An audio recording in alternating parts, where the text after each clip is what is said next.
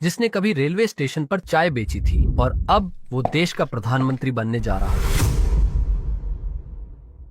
वो साल था 2014।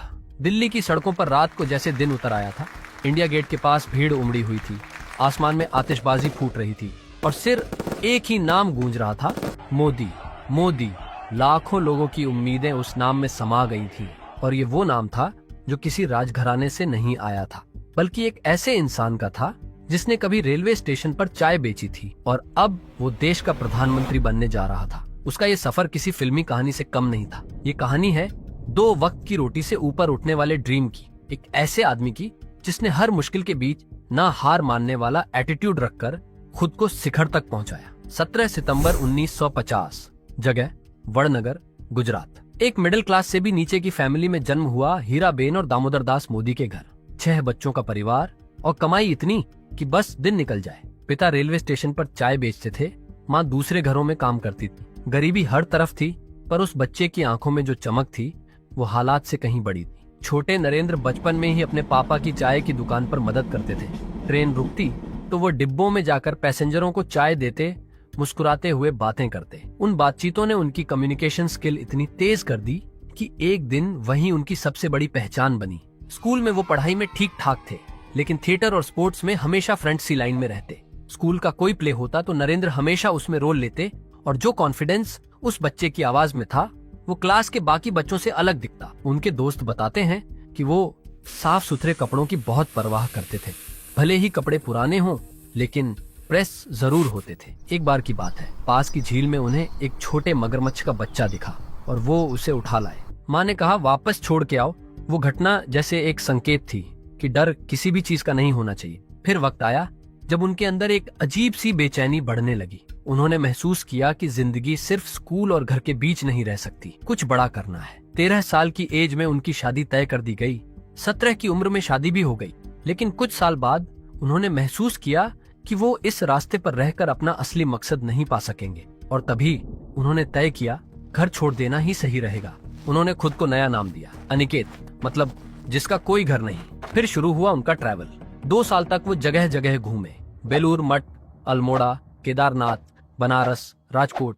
हर जगह उन्होंने नए लोग और नए एक्सपीरियंस देखे। उन सफरों में उन्होंने समझा कि असली इंडिया गांवों में बसता है और देश की सबसे बड़ी स्ट्रेंथ उसके लोग हैं। कुछ वक्त बाद वो वड़नगर लौटे, लेकिन ज्यादा दिन वहाँ नहीं रुके। कुछ समय बाद अहमदाबाद चले गए और वहाँ अपने मामा जी की कैंटीन में काम करना शुरू किया। वहीं उनकी आरएसएस से दोबारा गहरी जुड़ाव शुरू हुई। वकील साहब, जो संघ के सीनियर लीडर थे, उन्होंने नरेंद्र में एक अलग एनर्जी देखी। उन्होंने उन्हें आरएसएस के गुजरात ऑफिस में रहने की जगह दिलाई। 1971 में नरेंद्र मोदी ने पूरी तरह से संघ को अपना करियर बना लिया। अब वो फुल टाइम प्रचारक थे।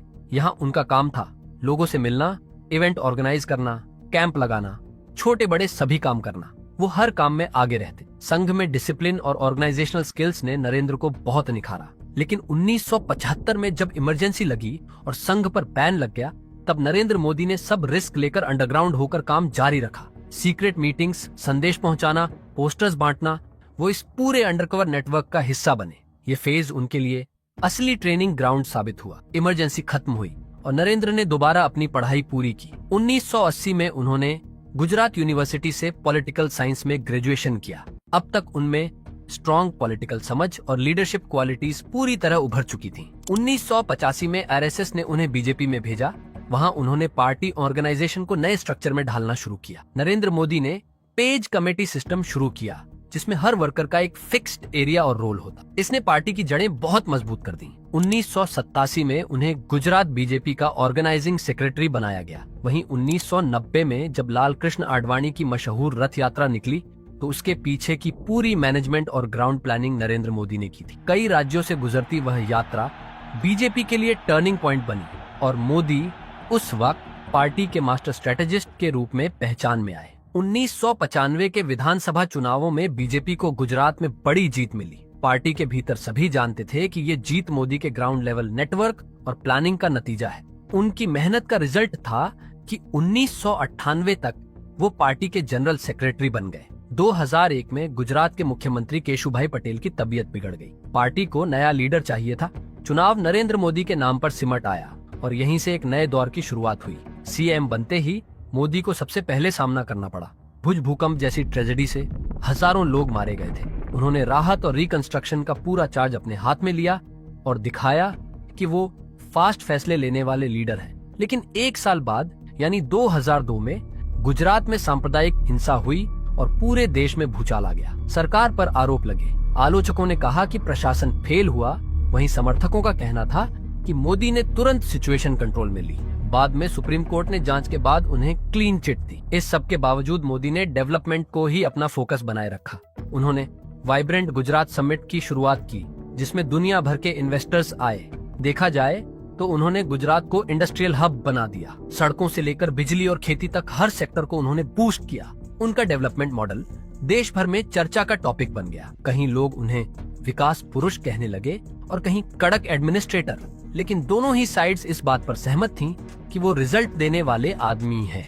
2014 में नरेंद्र मोदी ने वाराणसी से लोकसभा चुनाव लड़ा और रिकॉर्ड जीत हासिल की। वो पल सिर्फ एक पॉलिटिकल विक्ट्री नहीं था, बल्कि एक कॉमन मैन के सपने की जीत थी, क्योंकि वो दिखा चुका था कि भारत में एक चाय बेचने वाला भी देश चला सकता है। 2019 में उन्होंने दूसरी बार और भी बड़े जनादेश के साथ सरकार बनाई। इनके पावरफुल डिसीजंस लगातार चर्चा में रहे। नोटबंदी, जीएसटी, सर्जिकल स्ट्राइक, आर्टिकल 370 हटाना, इन कदमों पर खूब डिबेट हुई। कुछ ने कहा ये बोल्ड स्टेप्स थे, कुछ ने कहा बहुत रिस्की। लेकिन एक बात साफ थी, मोदी मुश्किल फैसले लेने से नहीं डरते। आज नरेंद्र मोदी का नाम सिर्फ इंडिया में नहीं बल्कि इंटरनेशनल लेवल पर भी गूंजता है। अमेरिका, जापान, फ्रांस, हर जगह भारत की इमेज अब एक स्ट्रॉन्ग नेशन की है। मोदी को ग्लोबल लीडर के तौर पर देखा जाता है। एनआरआई कम्युनिटी हर जगह उन्हें अविश्वसनीय एनर्जी के साथ वेलकम करती है। बेशक आलोचना अब भी है। Political polarisation, media freedom